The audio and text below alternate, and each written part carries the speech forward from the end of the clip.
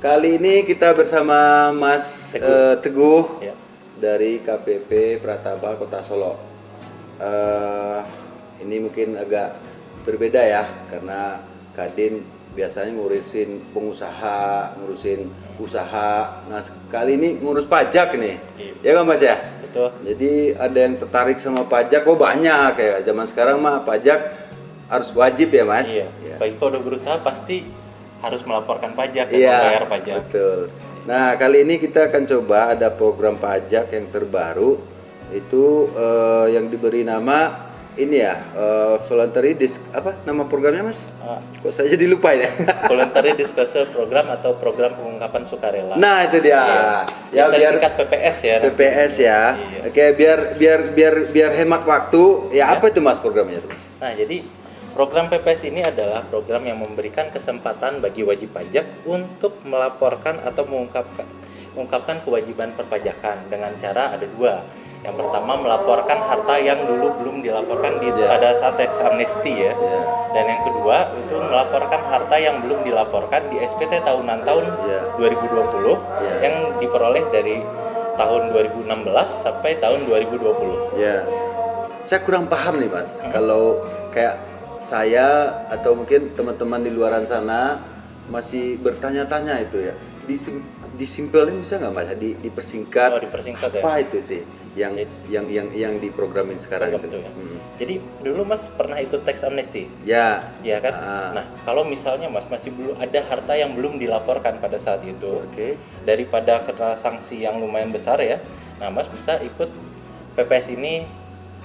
Dan kebijakan satunya ya nanti saya jelaskan. Iya. Kemudian kalau misalnya Mas juga punya harta yang diperoleh tahun 2016 sampai dengan tahun 2020 yang masih belum dilaporkan, itu bisa juga diikutkan di program PPS ini. Artinya yang kita laporin itu dihitung lagi dong dari tahun-tahun yang belum dibayarin itu. Nah, itu bukan dihitung lagi, tetapi harta yang masih belum dilaporkan.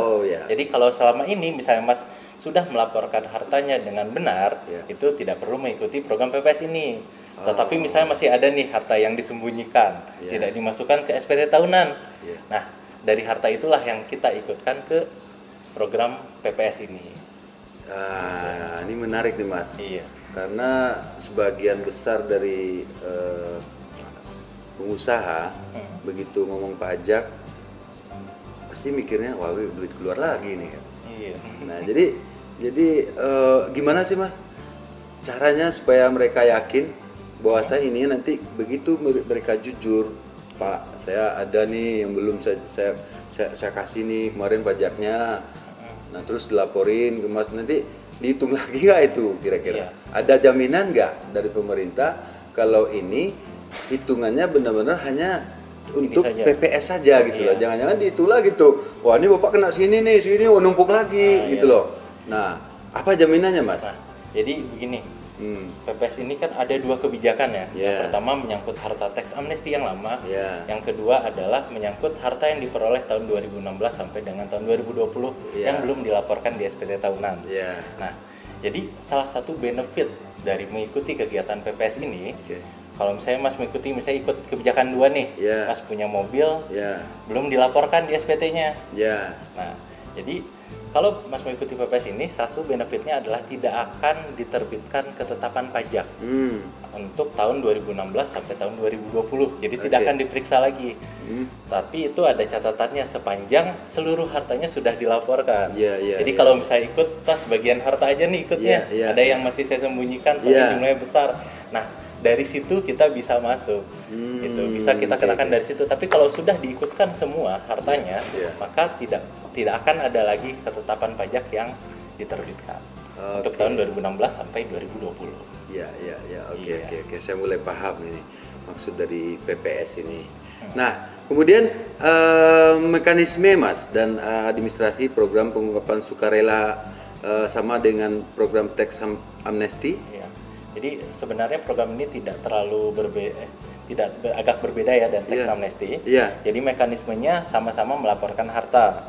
Yang pertama ada harta yang tadi tax amnesty tadi atau harta tahun 2016 sampai tahun 2020. Nanti untuk mekanismenya nanti ada pelaporan yang dilakukan secara online di djponline.pajak.go.id. Seperti itu. Menarik ya pemirsa. Mungkin yang bisa kita gali-gali lagi dari Mas gini, kapan tuh periode pelaksanaan program PPS ini, Mas? Nah, untuk periode pelaksanaan PPS sendiri itu dari tanggal 1 Januari 2022 sampai dengan 30 Juni tahun 2022. Jadi tinggal 30 hari lagi ya. Nah, sebentar lagi. Jadi manfaatkan program ini sebelum waktunya habis. Iya, tinggal 30 hari lagi ya berarti ya. Tinggal 30 hari lagi. Waduh, berarti teman-teman usahawan yang saya cintai ya cepet-cepatnya nih. Ayo hartanya dilaporin biar nanti tidak dikejar loh sama KPPN-nya. Karena kalau saya nggak bayar berarti balik nomor lagi ya, Mas? Di bulan berikutnya bisa diperiksa. Iya, diperiksa lagi, dikejar lagi ya. Mending dilaporinnya sekarang daripada didiemin di rumah, disimpan, ujung-ujungnya nanti ketahuan juga. Ya, benar ya, Mas ya? Iya, betul sekali. Terus mekanisme pelaksanaan program ini gimana, Mas? Nah, jadi program ini seperti yang saya bilang tadi itu ada 2 kebijakan. Yang pertama kebijakan 1. Untuk kebijakan 1 ini subjeknya itu WPOP dan WP Badan yang dulu telah mengikuti tax amnesty. Jadi apabila memiliki untuk harta-harta yang diperoleh di bawah tahun 2015 itu adalah subjek dari kebijakan 1 ini. Kemudian untuk tarifnya sendiri itu 11%, Mas. Untuk harta yang dideklarasikan, harta yang ada di luar negeri. Kemudian yang berikutnya tarifnya 8% untuk harta yang di luar negeri yang dimasukkan ke dalam negeri. Atau harta yang ada di dalam negeri itu tarifnya 8%.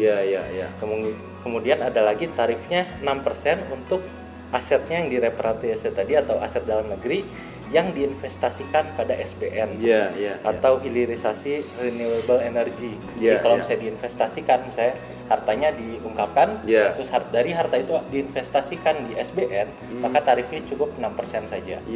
Betul. Artinya betul-betul banyak kemudahan ya yang diberikan untuk program ini. Kemudian yang berikutnya ada kebijakan 2, Pak. Oh, ada lagi kebijakan 2 ya. Kebijakan 2 ini untuk aset yang diperoleh dari tahun 2016 sampai dan 2020. Itu yang belum dilaporkan di SPT tahunan 2020.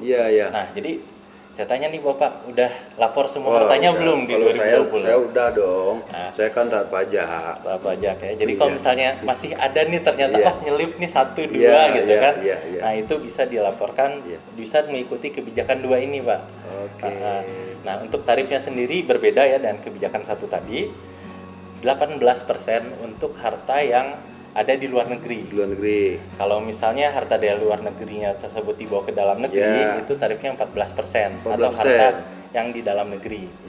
Nah, kemudian kalau diinvestasikan dalam negeri 14% juga. Kemudian kalau diinvestasikan di SBN atau di hilirisasi yang renewable energy tadi, itu tarifnya 12%. Oh, lebih murah lagi ya, Mas ya? Iya, kalau misalnya diinvestasikan di SBN gitu.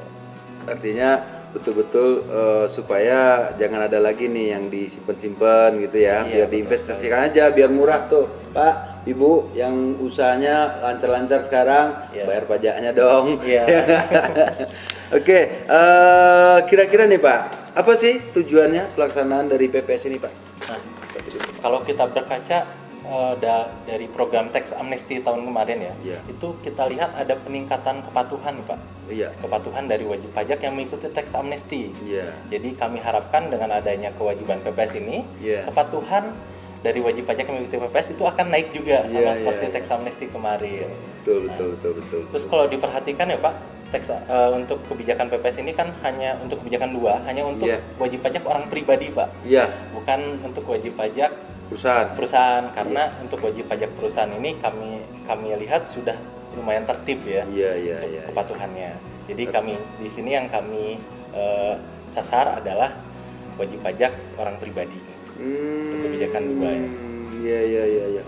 Berarti artinya aset-aset pribadi yang kecil-kecil kemarin tuh lah itu dia tuh ya harus ini ya segera ini ya. Iya. Apa namanya ya? Tadi saya masih bingung-bingung sedikit nih kebijakan 1 sama kebijakan 2 ini. Nah, cuman saya terlintas nih di pikiran kebijakan satu apakah bisa dapat mengikuti kebijakan dua juga? Oh iya.